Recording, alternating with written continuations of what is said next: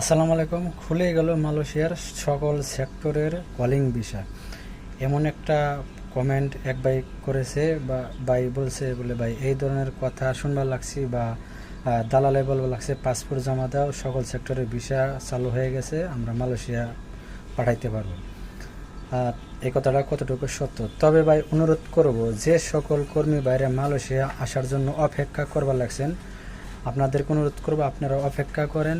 ইনশাআল্লাহ যে সময় সকল সেক্টরের কলিং ভিসা মালয়েশিয়া চালু হবে, অবশ্যই আপনারা তা নিউজের মাধ্যমে জানতে পারবেন। ইনশাআল্লাহ সকল নিউজ, যারা যে কোনো নিউজের মাধ্যমে আপনারা জানতে পারবেন। তবে আপনার দালাল বা এজেন্সি যদি বলে সকল সেক্টরে ভিসা চালু হয়ে গেছে, পাসপোর্ট জমা দাও বা টাকা পয়সা দাও, তোমাদেরকে আমরা মালয়েশিয়া পাঠিয়ে দেবো বা প্রবেশ করাইতে পারবো, তবে এগুলা সব এখন বর্তমান ভিত্তিহীন কথা, মিথ্যা কথা। আপনাদের সাথে অলরেডি প্রতারণা চালু হইব বা শুরু করে দিব, কারণ বাংলাদেশের দালালের কোনো ইমান বা নীতি কোনোটাই নাই।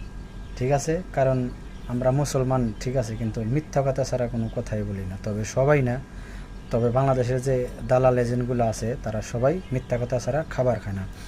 তাই অনুরোধ রইল, আপনারা এই ধরনের কথায় কান না দিয়া, এই গজব না শুনা আপনারা অপেক্ষা করেন। হয়তো দেখা গেছে সামনে হয়তো সকল সেক্টরের ভিসা খুলতে পারে বা খুলবে, কবে খুলবে, কখন খুলবো, এই ধরনের আপডেট নিউজ বা এখনও পাওয়া যায় নাই। আর ভিডিওটা সবাই বেশি বেশি শেয়ার করে দেবেন। সবাই ভালো থাকবেন। আল্লাহ হাফেজ।